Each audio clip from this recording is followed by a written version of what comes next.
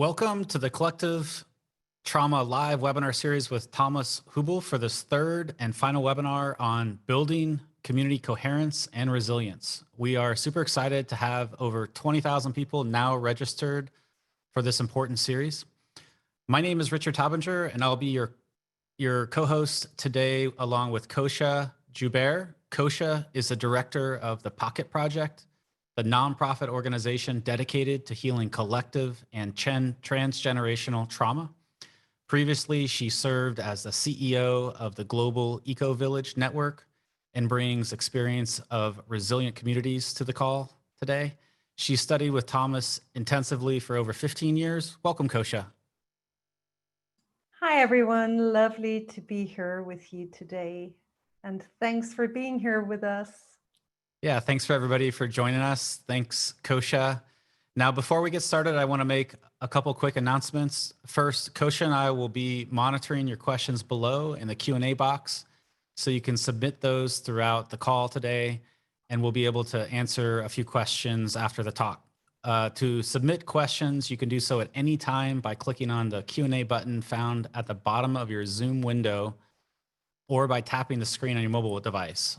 If you have any technical difficulty during the session, you can contact our support team by emailing us at onlinecoursesupport@thomashubl.com.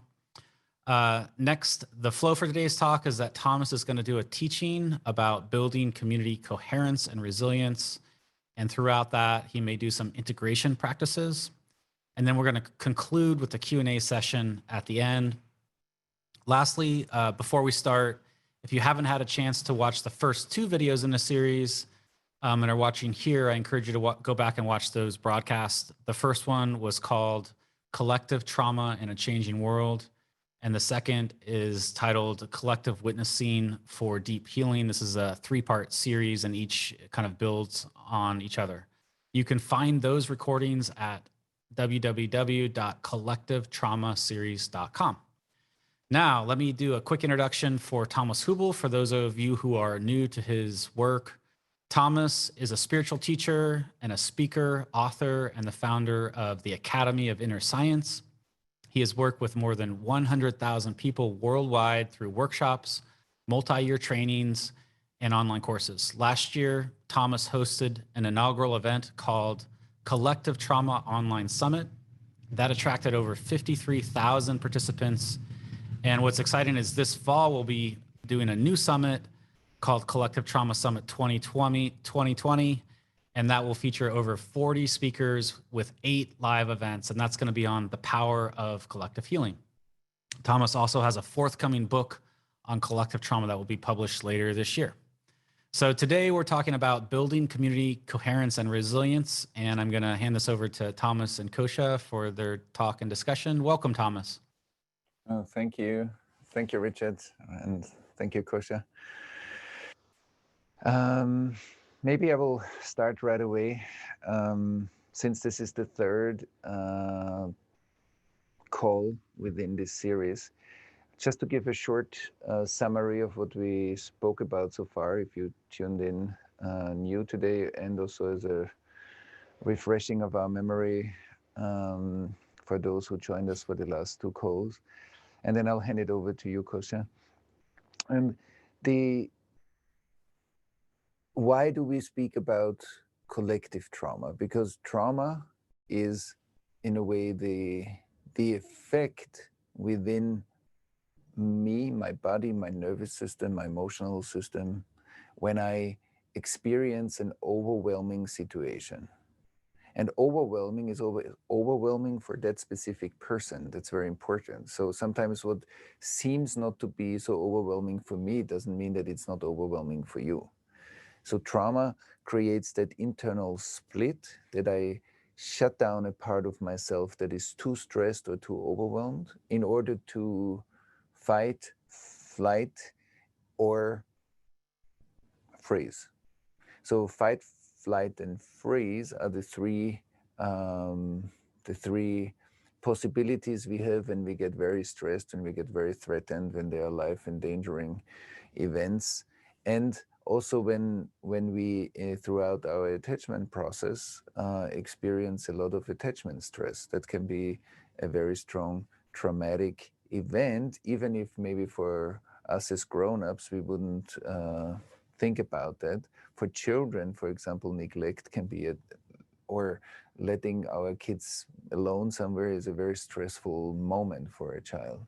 So that we attune our awareness of trauma and the way we look at it also within ourselves and other people, that we attune it and we say, okay, I want to listen how you experience this, not how does it look like from my perspective, because maybe for you that was much, much more intense than I even think. So that's, I think, very important.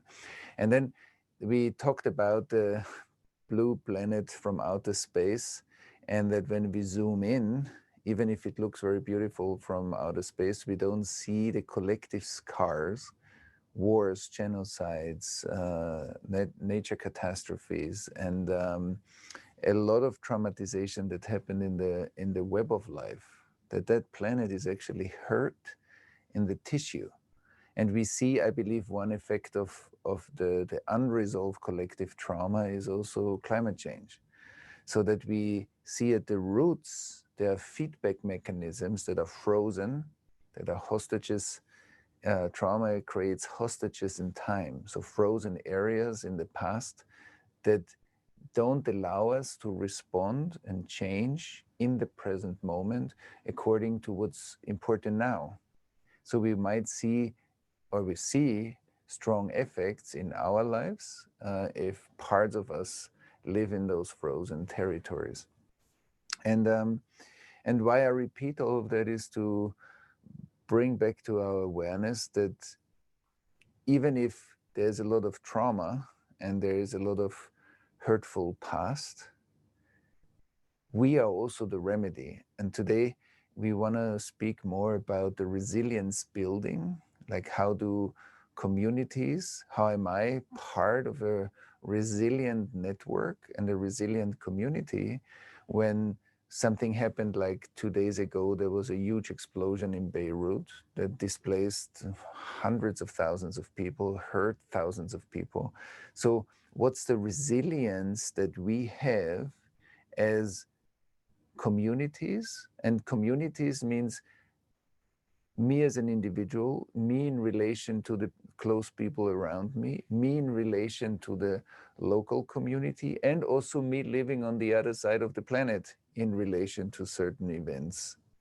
So that's basically the immune system, like a global immune system that is either working or paralyzed. And so not only does trauma hurt my own immune system often, or leads to an exaggerated immune response that we call autoimmune disease, it also works collectively like this. So this call today is going to be an exploration of what are we actually, how do we build resilience? And I believe that's going to be increasingly important, because we see now COVID hits many of us in a very fragile place, many economies, of course our health, many families, and if climate change will bring more massive changes in the next decades to come, I think community resilience, individual resilience, global resilience will be is already and will be a very important topic. So maybe, Kosha, maybe after this summary, we'll go to explore resilience. Yes, great, Thomas. And maybe we just start to deepen exactly what you were sharing right now, that, you know, as we speak about resilience of communities, many of us have this experience that in the communities, smaller, larger circles that we are a part of, that we are participating in, that actually this question of resilience or increasing fragmentation are up right now. And you already spoke about the increasing challenges that we face as communities in the pressures of COVID, of climate change, increasing economic collapse. So as we live in our communities, what can we do concretely? I know that last time I was very touched in the second call when you spoke about the history of knowledge around healing and resilience that we've also developed in our communities over thousands and thousands of years. So how can we tap into those roots, and what are the skills that we can apply to, in those choice points, take a choice for resilience instead of increasing fragmentation? Beautiful. Yeah, beautiful. Last time we talked also about coherence building, that the coherence of my own inner world, or the coherence of a relation or a group or a community, is basically the resource that can host or help integrate the fragmentation of that system. And so we said relation is actually the core remedy, because many traumatizing situations happen in inappropriate relational circumstances. And so when we or hurt the relational fabric. And so our capacity to relate is one of the core elements of healing. And what does relate mean?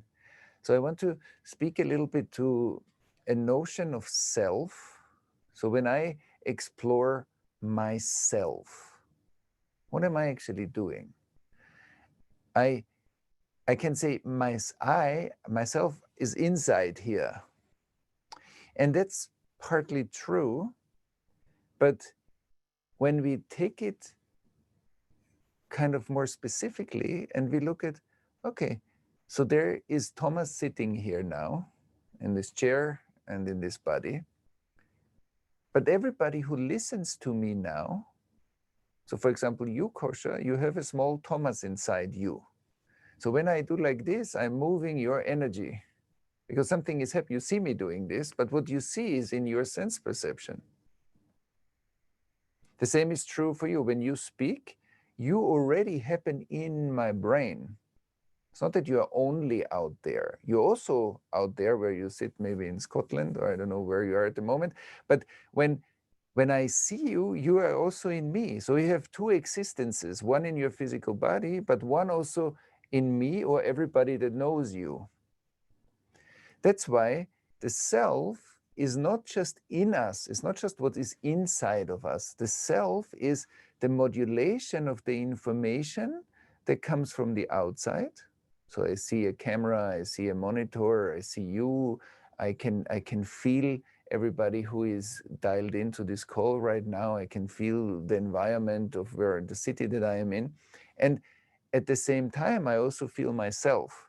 I feel my body, I feel my emotions. So I have a contact to myself. And so the self is a fluid modulation of information flow. And trauma creates this frozen part. And trauma creates a location. So then I suddenly say, oh, it's here and it's tight. I feel my heart got tight, or my solar plexus got tight, or I'm very stressed in my body. And then we often feel like more isolated and separate. But the self, in the biggest sense, is actually the flow of information that sometimes we lose and sometimes we feel it's open and flowing. And often when we are in a flow, we don't ask many questions about the flow. We are just flowing.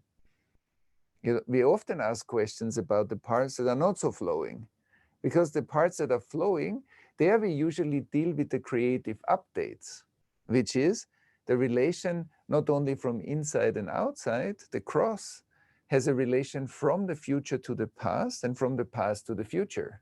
So my ancestors and what my ancestors went through lives today partly in me too. It conditioned me.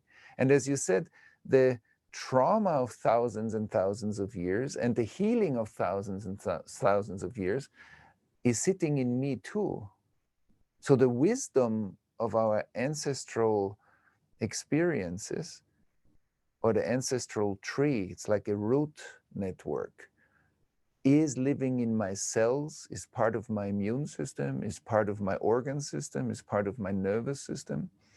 So that's why I'm saying my body is not only a personal property, my body and your body, and I believe everybody's body, is an amazing biocomputer because it has a personal dimension and it has a collective dimension and it has a transpersonal dimension. And the reason why I'm saying this is because I believe one level of our practice starts with my contact to myself. So when I'm running into a difficult situation, how do I reconnect to myself? And for the last call, many people wrote in, like, what do I do when I'm overwhelmed? I can get overwhelmed by the kind of massive information that comes towards me. When I hear about massive impacts, for example, like the explosion in Beirut, or when we see the riots in the US, I see this and I might get overwhelmed. But then I can say, okay, when I'm overwhelmed, the trauma comes with a sense of scarcity. Something is always not enough. Either I have not enough capacity to feel myself, I have not enough space, it feels tight, I have not enough time, everything needs to be fast. And the counterintuitive movement is to take a breath. Often we keep on running, when I see, wow, I'm so fast, I need to slow down for a moment. So in many situations that are tight, in order to harvest the intelligence and the wisdom of my body, I need to take a breath, because my breath is a deep friend from right after my birth to help me to regulate my own nervous system. When I feel I'm getting stressed, I come back to my body. I come back to feel myself.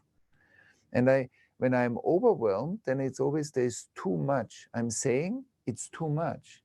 And then to do more is not necessarily helpful, or to consume more information is not necessarily helpful. I need to say, oh, my glass is full, and if I pour in more information, it will be all over. It will spill all over. So I take a breath. I reconnect to myself, because that's the closest circle of intimacy. That's the closest, deepest place of my own regulation, where I can start to feel again, because overwhelming means I stop feeling. And I think when we start some kind of inner awareness process, at first it might look like sometimes things get worse in me because I feel more disturbed sometimes. I feel also more things around me. And more awareness often brings also, I become more aware of something.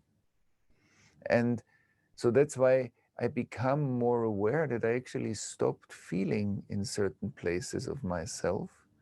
And by becoming aware of it, we slowly turn on the light in the rooms of our house that we left. We open the door. We need to clean it sometimes. For this, we often need some support. We need relation. We need community. That's why we need each other.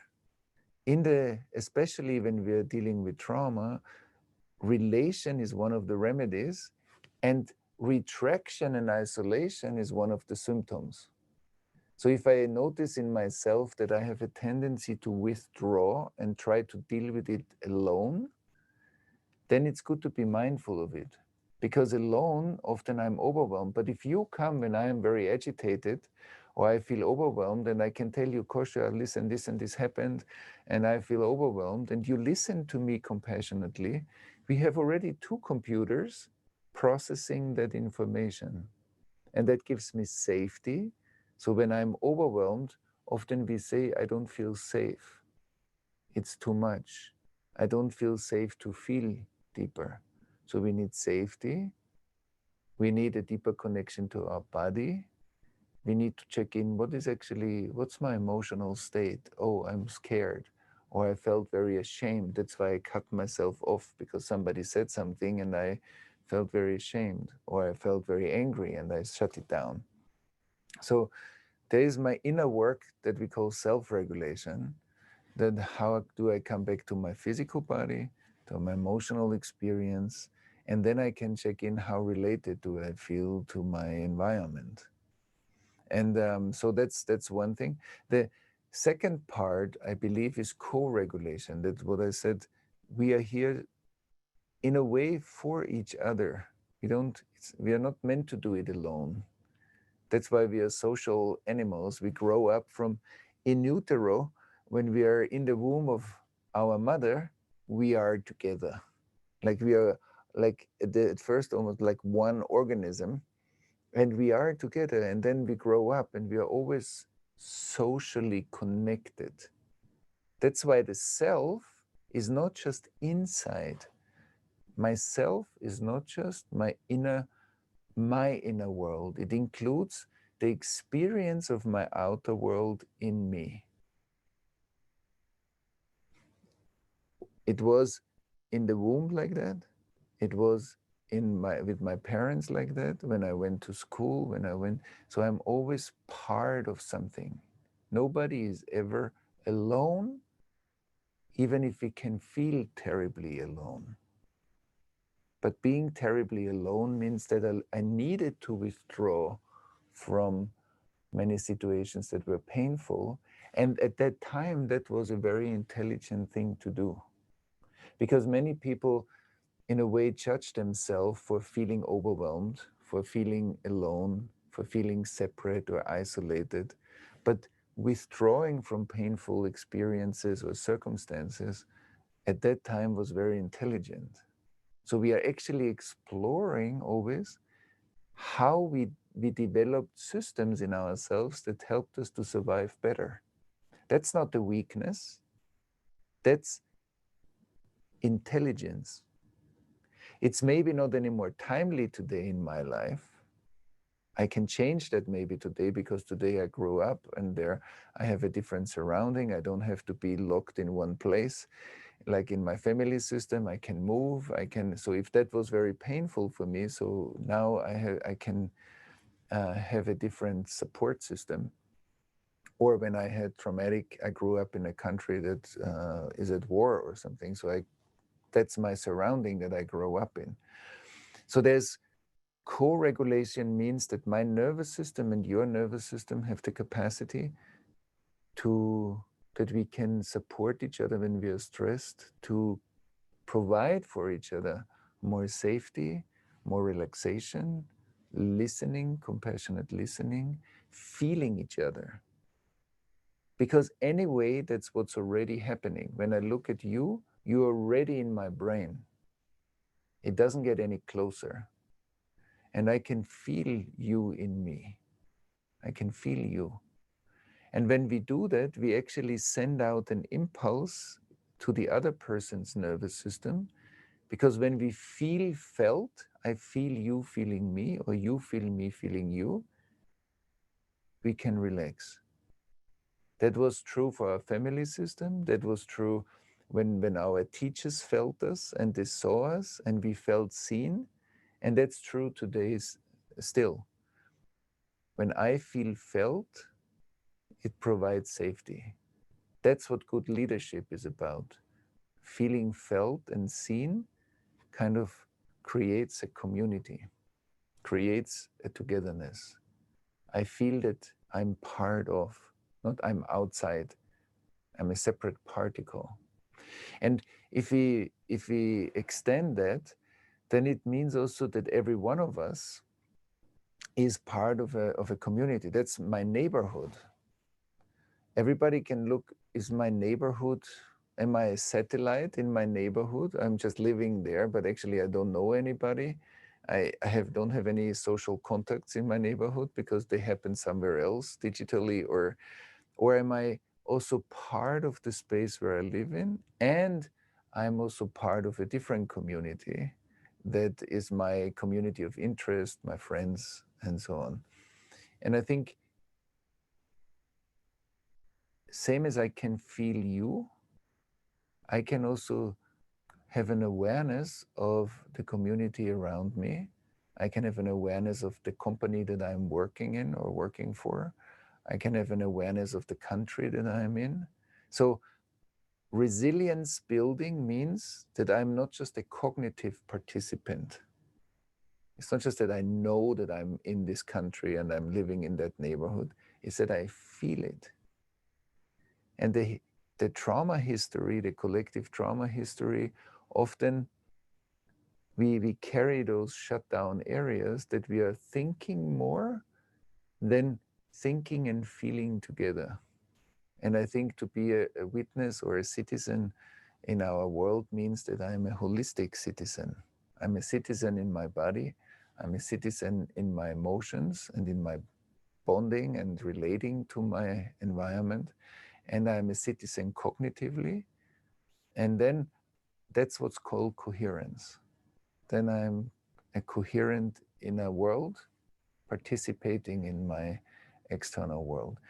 So when we are aware of each other, so we create actually coherence, collective coherence. And I think that's especially important when we go through more disturbing times, because that's something that is a very powerful relatedness locally.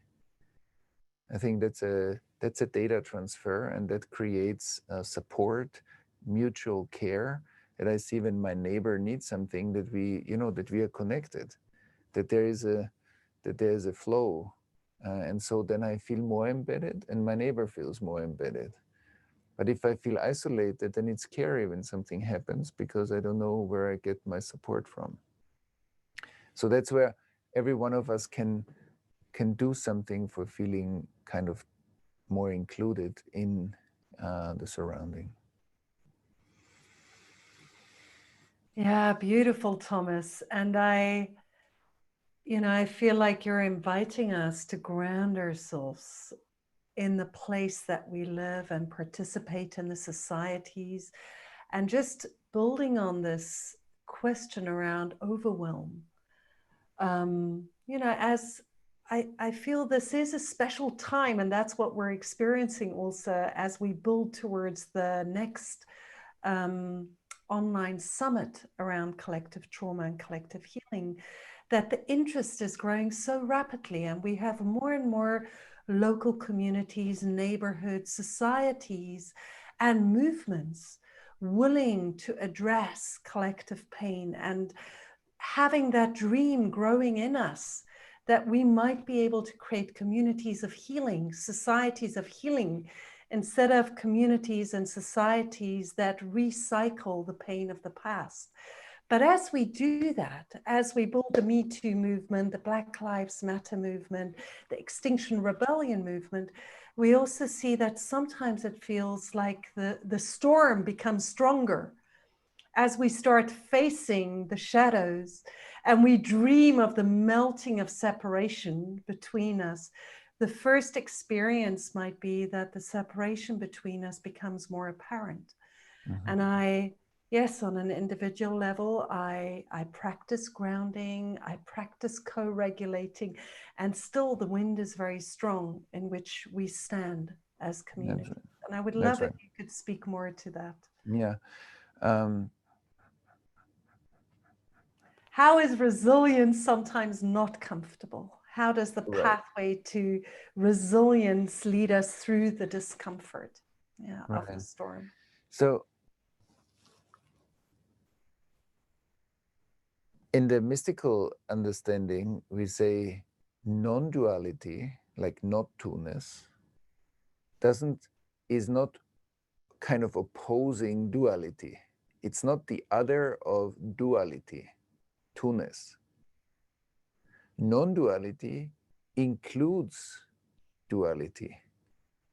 Like I often say, hate is not the opposite of love. Love is, and love has the power to include hate. That's very important, because if love is the opposite of hate, it doesn't have that power. So love happens where we expand it into the areas in ourselves that are more uncomfortable, in examining and being interested in the relations in our lives that are more difficult. Every time I say I have a difficult moment, there's an option for love to expand. There's an option for more clarification, for growth. There's an option for more wisdom. But if I try not to have them, or deny them, or push them out of my life, I want the problems to be gone versus I want the problems to teach me what I don't see. That's a different process. So if I say that's a problem, go away, it's gonna stick with me. But if I say, there's a problem, what's actually the difficulty I experience within that situation? When there are people that I dislike, what is actually the dislike? What's that in me? What do you represent for me, in me, that I cannot feel, that I have a hard time to feel, that I don't want to feel, that scares me? So I think that inner growth process is important. And that's also true for the wider society. Everybody who deals with healing something means that, or awakening, like more consciousness, more awareness, means that I become aware of unconscious processes in myself. I become aware of how I support an unconscious process in relation to you, that actually we created an agreement that is an unconscious process, and we're perpetuating this together.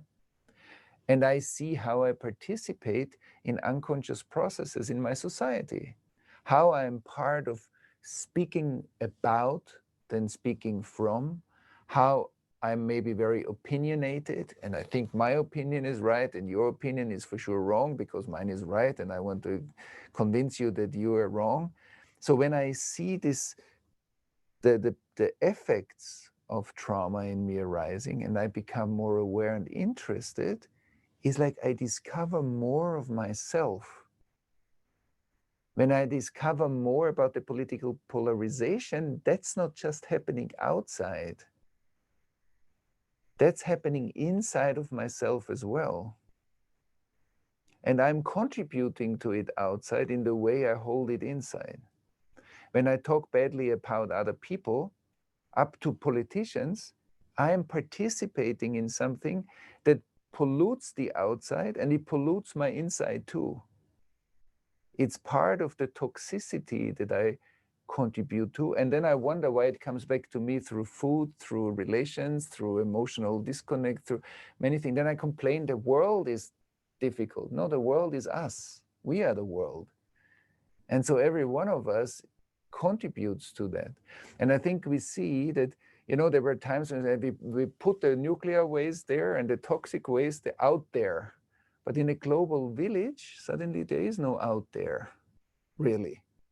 We're all part of this global village now through the internet. The very technology that we wouldn't be able to have this call without the technology that we are using. So the technology is kind of a bigger neural network that connects us, that we are already part of. It's not that the internet is somewhere out there. The internet is all around us. It's a system. It's part of the system. Same as I'm not on the planet, I'm part of the planet. It's very different. We might feel like a particle like the glass on the table. It's a separate particle. No, my body is the planet. My body is the closest piece of nature that in my life. And if I'm dysregulated in my body, I will contribute to a house of humanity that is dysregulated. That's very important. Life is not out there. Life is in here and out there as not to, as an interdependent relational system. And that's what we see right now through COVID, that how the world is interdependent. And so what I'm saying is also that through that bigger, it's like we are already within a spider web. It's called internet. It's not that the spider web, like we are in it. We created a bigger system. And then we're asking ourselves, okay, why is there so much polarization in the world? Yeah, the polarization is in the world because the data streaming that surrounds us already, that we are part of every time we look at something in the internet, when we are part of this conversation, anything we do in the internet is a high-speed data flow around the world. The fact that everybody hears pretty much at the same time what I'm saying, and we have a global community online right now, means I am part of it. It's not out there. And that's very important because we see that we consume often more information than the nervous system of the self can digest and process. And that leads to a strong, often to a strong tension in us or more stress. So when the global data stream hits the contractions and the traumatizations in our internal data stream, we are more often overwhelmed.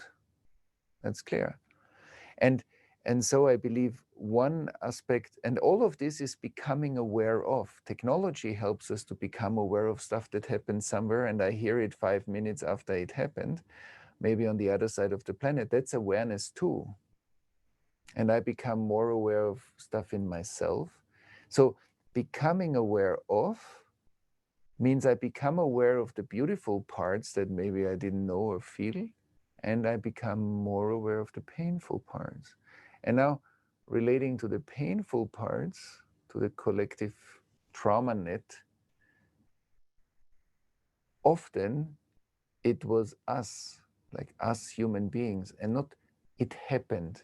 It's part of us, same as the resources are part of us, as the same is also all the things that we kind of inflicted upon each other. All the pain that we as humans inflicted on other humans, not only in our personal life, also in our ancestral life, is still part of us. That's why I believe collective trauma healing is dealing with PTSD, is dealing with hyperactivation and numbing, is dealing with fragmentation, is dealing with deeper integration and learning, because every integration is a post-traumatic growth and learning. And that's very powerful. But then the next step, I believe, is an ethical question. It's a refinement of the way we live. And it doesn't matter if it's colonialism or if it's genocides or dictatorships or suppression, totalitarianism, we name it.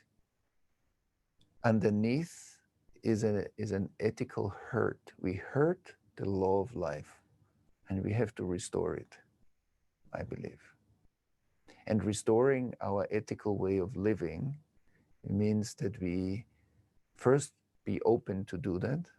Secondly, explore deeply ourselves so that we come back to a felt experience of one another, that we really happen within each other again.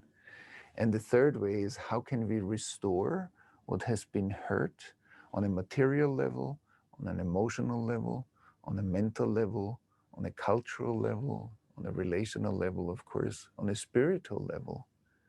And so there are many layers of restoration in order to heal this tremendously beautiful net of life that we see from outer space. When we look at nature, when we look at the interplay of rainforests, when we look at ecosystems, there's a tremendously beautiful flow. It's not always easy because it's also painful, but it's systems within systems within systems. And so I believe we are the trauma healing on a deeper level comes with a change of our lives. We are not going to stay the same. And we have to not stay the same in order to meet the current challenges. And if the past will always interfere with the current challenges, it will make it harder. It makes it harder to deal with refugee streams. It makes it harder to deal with climate catastrophes. It makes it harder to deal with racial injustice and inequality. So we have to, like, what comes up when we deal with it, what comes up in difficult conversations or conflicts is part of what needs to be looked at. Instead of trying to push that out of the way, it's like, let's have this here, but in a skillful way. And then we see that it's always information speaking, and the cross that I said before, that's the self as a fluid interexchange of information, a flow, is the future, the present moment, and the past, and vice versa, and inside and outside, and the center, which is our heart. And so all directions is actually basically our awareness process. We become more responsive towards the future, as, for example, Otto Scharmer's works about. We integrate more the pain and also the ethical questions of our ancestors. And we create more and more healthy systems in the world of today. And I believe that's what it means to create healing communities. I think it needs to work in all four directions in order to create a present life where we have healthy feedback loops with the natural environment and with our social environment, our spiritual environment, in order to operate from a very high level of intelligence individually. But I believe we are all part of the kind of global philharmony. Like, we're all playing music together. And that music sounds as it sounds because of how we play and how we listen to each other playing music. And so if you want to talk about collective intelligence or collective healing, the music that we play together is actually our intelligence is one supercomputer, like one human supercomputer. And I'm thinking maybe we can take this for a moment into an inner practice, let it sink in, and then we can come to some questions that are coming in. So let's have a look how that lands with you. We said now many things in a short time, and it's always good. Space is our birthright. I believe every one of us comes into life with the right to be. And the Tao Te Ching speaks beautifully about the Tao gives birth to the One. Out of nothing, everything is arising. And we have been born, there's a sperm, there's an egg, and there's space. Often we forget the space. When we look at text, we look at paper. And so without paper, no letters. There's space and there's information. And in order to integrate information, we need space. And so when you take a moment and you say, okay, if I take a breath and I deepen my awareness into I feel my body, I can slow down the way I exhale and connect to my physical body.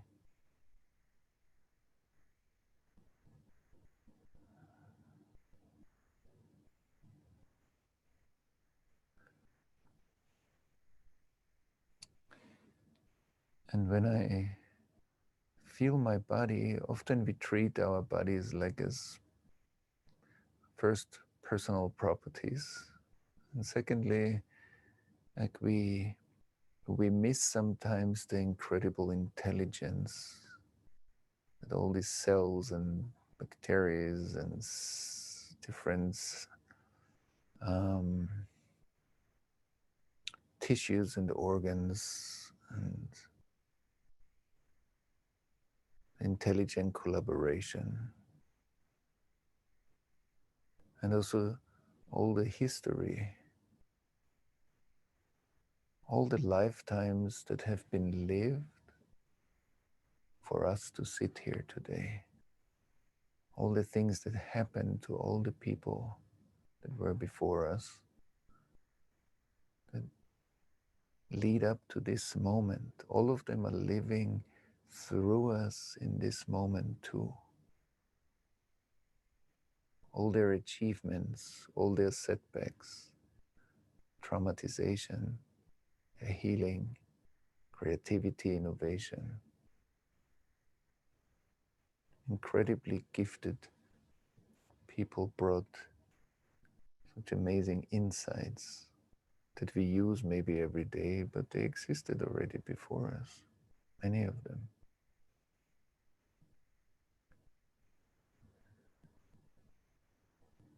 And the resilience, the learning, the post-traumatic growth that happened in the generations before us.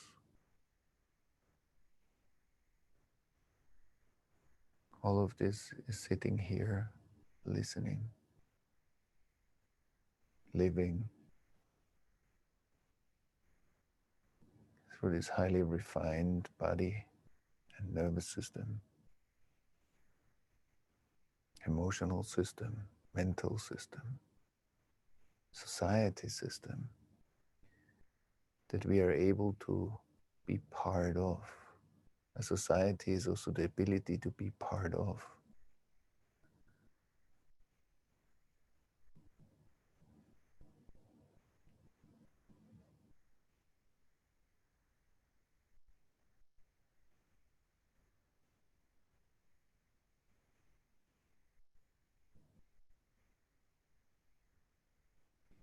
So I can look at the way I digest whatever I listen to, whatever feels important to you, whatever sparked some inner reflections. When I look at the 3 elements or 4 elements, my contact to myself, so how's the contact to yourself right now? How do you feel yourself?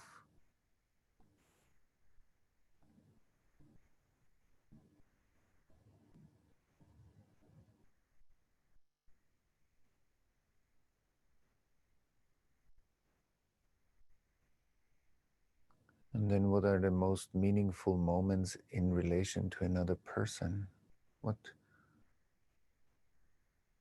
Where do I feel, or what were the most meaningful moments when I related to someone? What are they composed out of?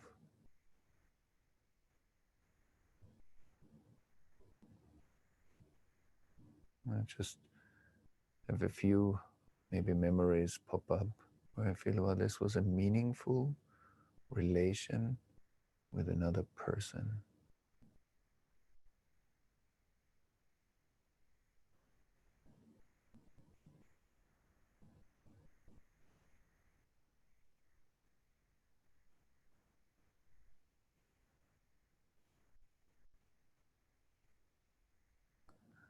And then if we extend it even further, what is your participation in your social environment and your closer social environment?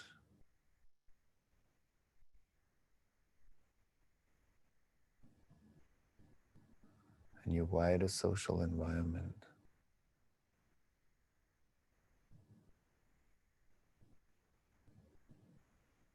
And also as a citizen, do I feel I'm part of? Do I feel removed, separate from?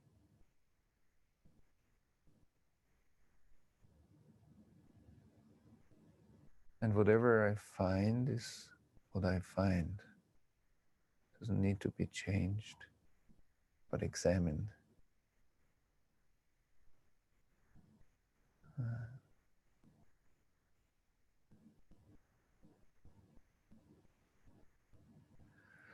And then as a global citizen, a citizen of our time, do I have a sense of myself as a global citizen?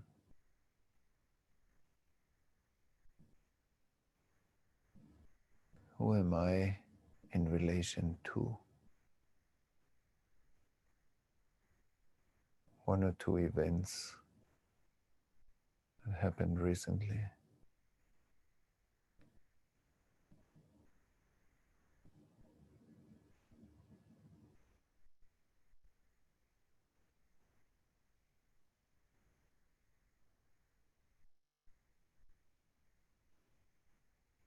It's always my perception of myself and the perception of another person, a social system, a country, a world.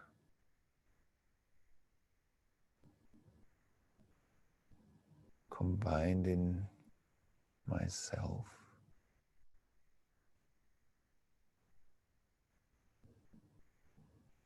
I'm a relational existence.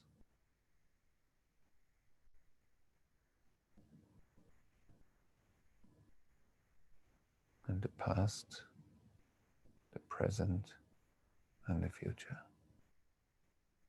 A relational existence.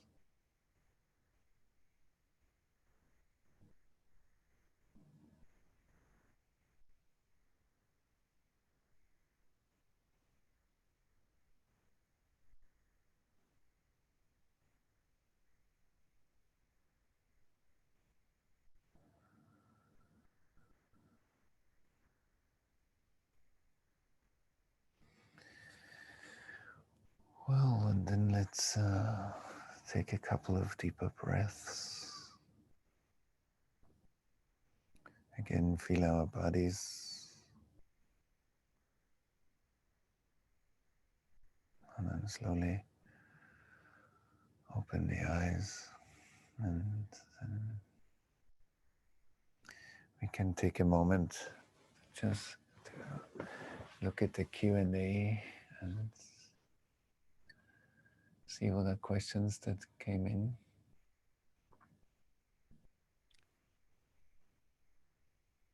So we have a lot of great questions coming in, and there's a few that are kind of grouped in themes. So I'm going to go ahead and share a few. Thomas, is that okay?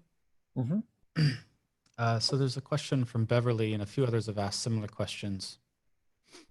And she asked, what about when both people are triggered in unconscious trauma patterns of overwhelm? How can it be safe to share the other's nervous system? This feels very unsafe to me. How can we be discerning when relating is based on early trauma reactions? Right. Yeah, one, and of course that happens more often than not, that like two people are triggered.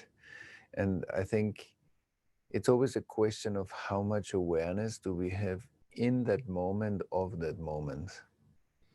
And that's where practice comes in. I think our practice in moments when we are kind of more connected to ourselves, when we train like a deeper body contact, a deeper body presence, a deeper emotional awareness, like we get to know our mental frameworks and belief systems and interpretations. We practice relating when it's easy, but consciously. So one thing is the awareness moment that we need in very identified and stressful moments is a practice.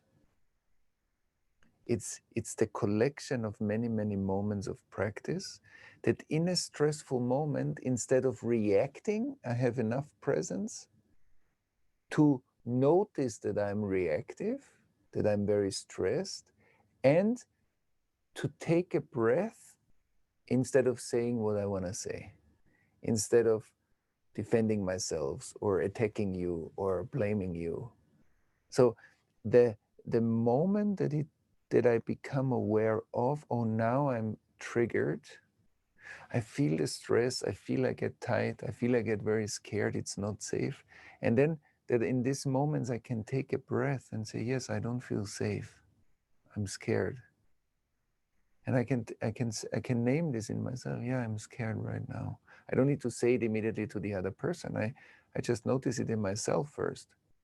And and I wait a moment before I speak, or I wait a moment to just connect to myself. And so to notice my internal stress pattern needs a practice. And the more I practice, when it's easy, that I feel you when I speak to you, and that I what we spoke about today, for example, and that I ground myself, or that I have a contemplative practice in my life, even if it's just 10, 15, 20 minutes, that I sit every day and I observe my inner experience and breathing and body sensations. All of that adds up, that in the stressful moments, I have more resources. And then I can, with the breath, I can connect to my body. Because if I can ground myself in the body, it's like a vessel. If I lose the vessel, usually the water spills all over. So the emotion takes over. But if I can ground the emotion in my body, then I can, and I still feel fear, but I feel the safety of my body maybe, even if the situation outside doesn't seem safe to me. And so when this anchoring is very important, and maybe also to remember when I get stressed, to slow down a moment. Stress is a movement up, and slowing down, taking a breath, is a movement down. That's very helpful.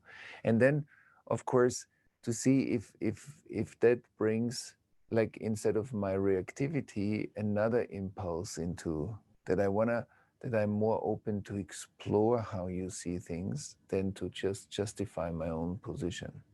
So if I can, that's what William Ury, mediator, calls going to the balcony, like to create a moment of space in order to, or to create a few minutes of space in order to come back and see that we can clarify the situation differently.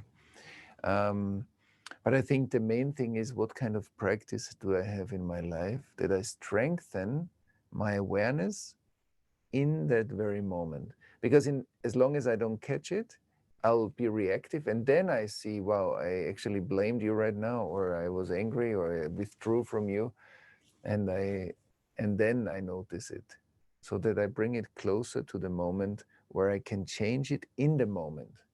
I can change something in the moment it's happening. And there are studies that say the more we can change it in the moment, so for example, instead of reacting, taking a breath, it changes immediately something in our internal fabric. So I think that's also very promising, that when we practice it, it has the capacity to change our inner world over time. And then the reflection process afterwards with others, so that I can, in safe places, look at my triggers deeper and then resolve them. Or when I have a difficult moment during the day, that I take a few minutes in the evening to review that when it's more quiet, when I have more space. Because usually then I also see more about it. So that's also important, not to just, okay, it happened and then drop it. No, there was a difficult moment and I'll come back to it. Right. And I bring more awareness to it afterwards. That's also important. Yeah, there's a related question here. There's a couple, actually. There's one from Jean, and she's saying that I agree we're all social beings and connected, but how do we know when withdrawal is healthy and necessary? Can you say something about the needs for solitude? And then another question from Roland. I'm going to rephrase it because it's quite long, but he's just saying, if there's no boundary between me and anything else in the world, is every boundary only an expression of overwhelm? So can you please expand on the necessity of boundaries of us versus being one, you know? Right. Yeah, these are both right. They're very similar. It's that usually the withdrawal that we feel today is a withdrawal that happened much earlier in our life. So because as a child, I cannot leave. I cannot just, as a 2-year-old, say, see, it's not fun here, I'm out of here. Usually we don't do that. When it's not fun, we stay. That's why I often say parents need to be aware that their children are their prisoners. They can't just move out when it's not comfortable. So the capacity to regulate myself by leaving a context didn't work then. And so one thing that worked, for example, is to withdraw my energy from the surface of my experience into my core or even out of my body. And if that's what I installed then when it's stressful today at work or in my relationship, then that's what I feel. Suddenly I feel withdrawn, and then I need to go and be in solitude to come back to myself. But coming back to myself is rewinding something that I installed as a 3-year-old, maybe, when there were many overwhelming moments in my family system or with people in my environment. And so that's very important. We see often when I say, oh, my heart's tight, who tightened it? I'm already saying I'm not aware of how I close my heart, my throat, I have a pressure in my belly. Who put that pressure there? The pressure lives there already mostly for decades. And when a person says something or does something, it gets activated. That's very important. We are dealing with the past. Trauma is a hostage in space and time. And once it's isolated, it doesn't get any updates. Updates come through relation or through spirit. And if the trauma doesn't get any updates, it stays a bubble in the past. So I behave like a 3-year-old because we call it regression. I behave like that time when it got frozen. And so that's one thing. But it's a difference if I go away from an uncomfortable moment or I feel I need solitude. And that leads us to the second question. Boundaries are relational regulations. I can tell you that it's not comfortable for me if you speak to me like this. I can tell you that I need right now this and not that. These are healthy boundaries, are a full energy field. And if it's full, we feel each other. If somebody has a natural authority, not a played authority or a power authority, a natural presence in the room, it's that the energy field is full.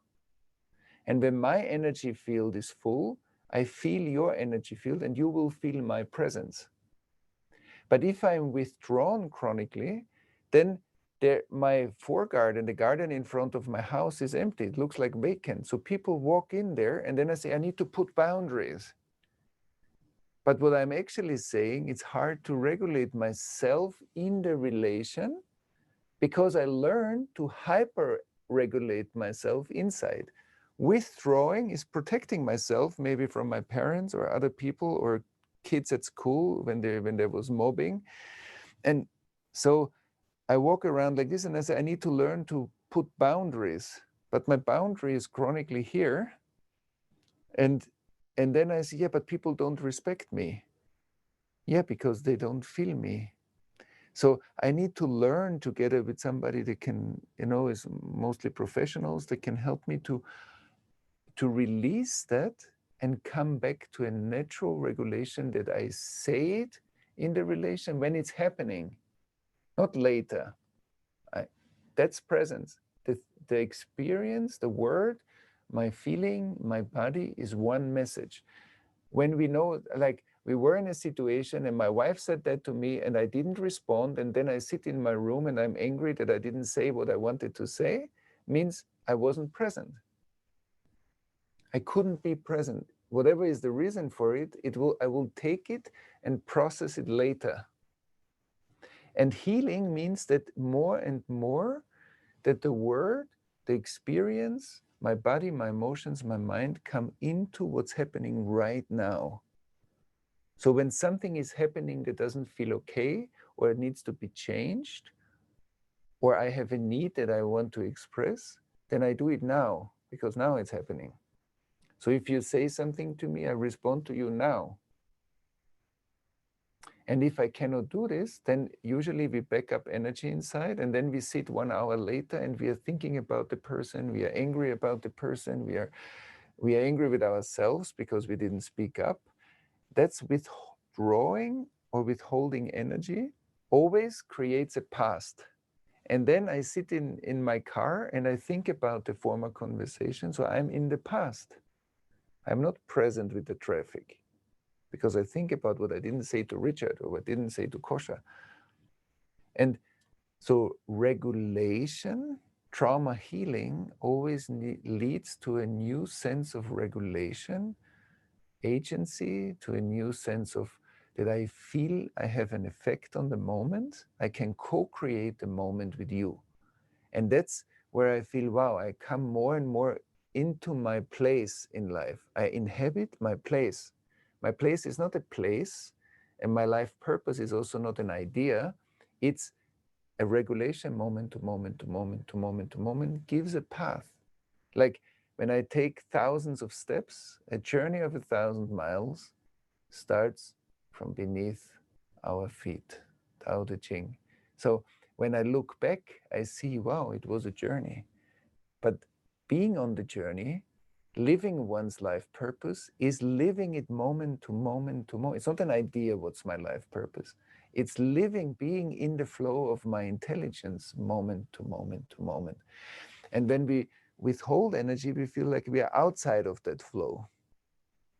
So my place in society is a regulated sense of living. And then it feels relational. Right?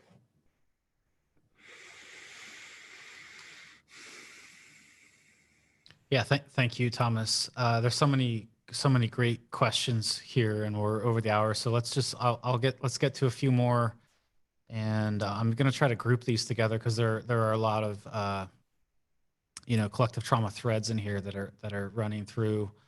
One of the threads, there's a couple questions here. Here's one from Sherry, and she just says, with so many divergent cultures living together in one community these days, what can be the unifying forces, factors, and practices that will bring coherence? What can unify us today beyond race, religion, culture, and country?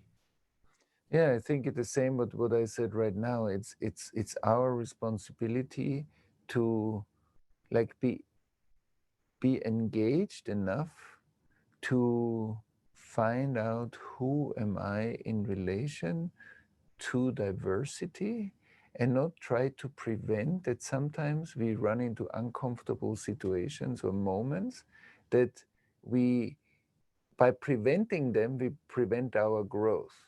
So this means that when sometimes it feels awkward to me, or if sometimes I don't know something, or sometimes I feel ashamed, so that's part of my exploration. That's not a problem.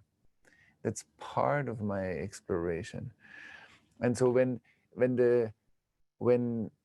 we get to know each other, especially in cultural diversity, it's gonna be that some of the cultural diversity will attract me because it actually feels new, it feels beautiful, it feels great to explore, because the foreignness also has a kind of an attractive side to learn something together, to give birth to something new. And then there will be the parts where other cultural conditionings or cultural habits actually trigger me. So if you come from a culture, like from a European culture that is more on time, that is more structured, that is more like linear, and then you come to, for example, to the Middle East, and people are not on time, things are more chaotic, things are more like emotionally kind of loud. So you might be triggered. Everybody is honking the horn, and you say, "Oh my God, what?" And then so you're in more trigger points. And if you don't want that, so you withdraw. But if you say, okay, that's my learning, I'm here to learn by being with that in myself, and then I expand my kind of relational awareness. And I think if we see that as a creative process, even if it feels like there are setbacks and or trials and errors, so then we learn to host each other in each other. And I think that's what brings the healing, that I can host more of life in myself, that I can host more of life in myself.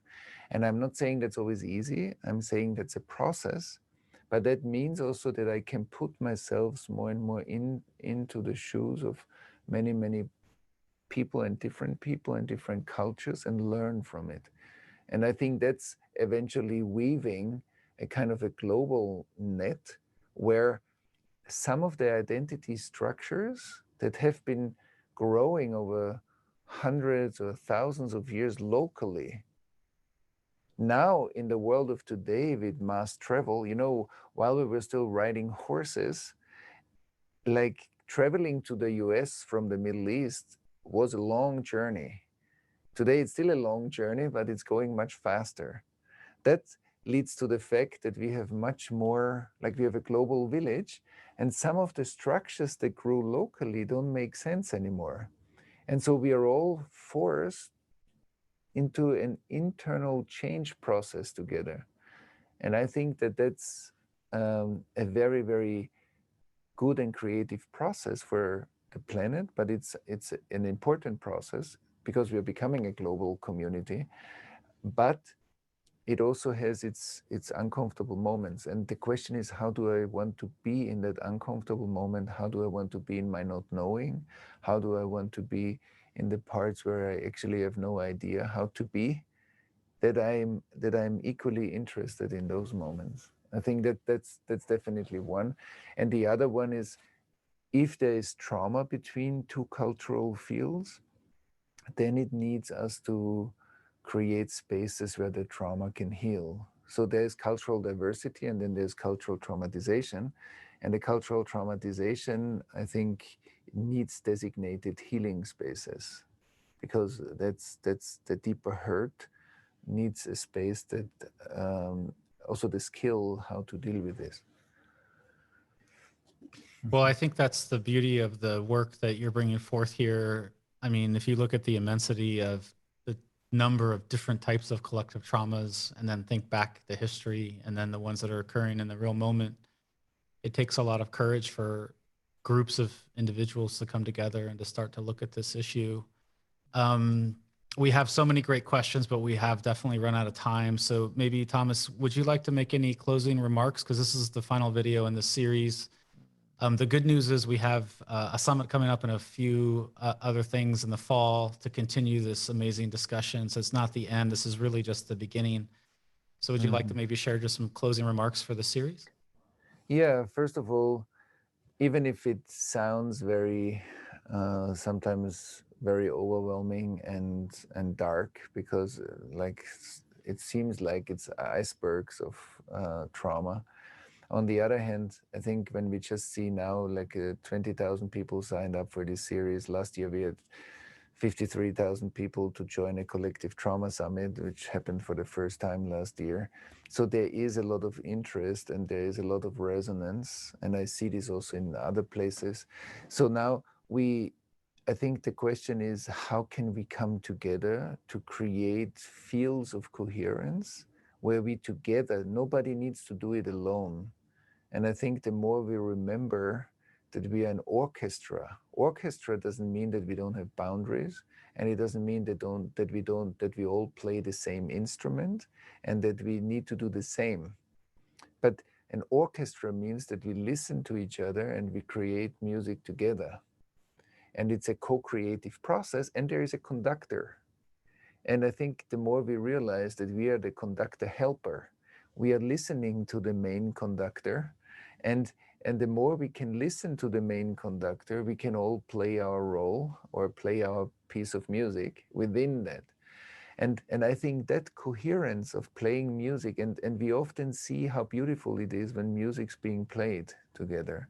And all that is our resourcing to deal with also the pain. And the willingness to look at this pain, I think, is also just by coming together to such an exploration, there is a willingness to explore. And we need to like be a gardener of that willingness to explore. And I believe the more the inner ice is melting, we are actually having a very positive effect on the outer ice that is endangered to melt. And so the inner collective trauma and the well-being of our planet kind of are connected. And the more we do the work, the less I believe we need to go to massive re-traumatizations that we cannot handle, but we can find intelligent, creative, innovative solutions how to accommodate the future that we are walking into. and that's why I think this work is very important. Thank you so much, Thomas. That was beautiful. And thanks for facilitating this 3-part series on healing collective trauma and this webinar on building community coherence and resilience. Thanks for joining us today. We've had over 20,000 people sign up for the series. You can recommend people to the series. The URL is collectivetraumaseries.com. You can share it with people. Just a quick note that we will send out the recording of this event in a couple days. And so if you could share that URL with as many people to get people to this work, that would be greatly appreciated. Again, it's collectivetraumaseries.com. And when people sign up, the good news is they'll get all 3 of the webinars immediately, so they can watch this. They can kind of binge watch it instead of something else on Netflix. I'm also really excited to announce that we're going to be hosting in September. Thomas and his crew will be hosting the 2nd annual Collective Trauma Online Summit 2020. This event is going to be even bigger than last year and even more relevant with everything that's happening in the world. It'll feature over 40 different speakers. Plus, we're going to have 8 live events every day where people are going to come together to do meditations, practices, and panels. That summit is going to be free to attend. While you can just sign up and you'll be able to attend it. We'll send out a link at the end of August. And like most summits, there's also an upgrade option later. So if you want to download all the 40+ hours, you can do that for a small fee. Thank you so much, Kosha, for moderating the call today. And thank you, Thomas, for the series and for all the work you're doing in the world. It's greatly appreciated. And also thank you for all of the 20,000+ people who have registered for this series. Something's happening in the world, and I feel like this is really helping to make a difference and bring light to something that's so important, I think, for the future of humanity. And this is kind of just the beginning for us to look at that. So thank you. Thanks, everyone.